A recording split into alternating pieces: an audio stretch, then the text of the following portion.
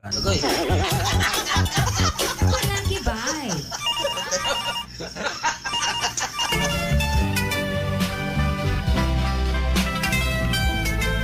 Pasko unsa ang kahulugan. Agoy. May kaya og adunahaning panahon sa Pasko nag-celebrate. Mga mahalong butang ilang gipamalit. Apan kaming pobre sa kalumpang nagkitkit. Kay karong panahon na sa Pasko, panahon sa kamihit. Agoy. Apan unsa man ang kahulugan sa Pasko? Nganong daghan ang manghatag og regalo, nganong daghan ang namasko, mao kini mga pangutan nga mitungha sa akong ulo. Agoy. Usa akong gipangutana ang akong lolo kung unsa ang Pasko.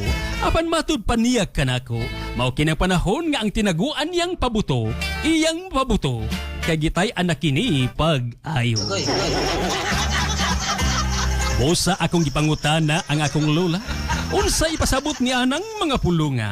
Apan matud pa niya, karong panahon na, magamit na niya ang iyang makanta, kay manaygon kuno siya. Agoy.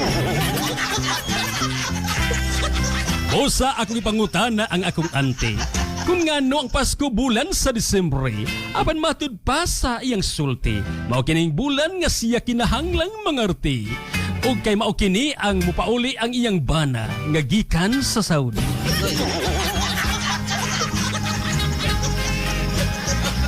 Usa sa radyo na lang ako naminaw, aron ang kalibog sa akong ulo mahanaw.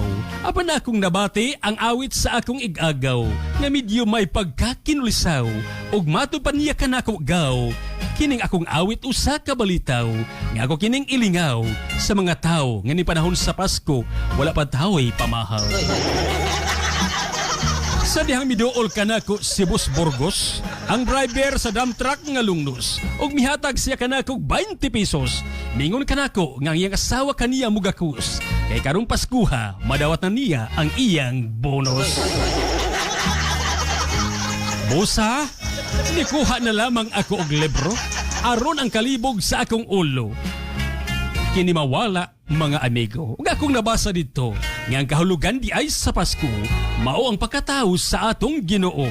Aron kitang mga tao dili masugba og mabarbecue sa linaw nga kalayo nga mao ang impyerno. Usa ni ining maanindotang kahaponon. Ang matuod nga diwa sa Pasko atong tagamtamon. Sa tumang kalipay ang Pasko sa ulugon. Aron sa tuig 2026, ang kalinaw atong maangkon. Ilabi na sa Nobyembre, puhon sa barangay adunarasay eleksyon. Nasa mo.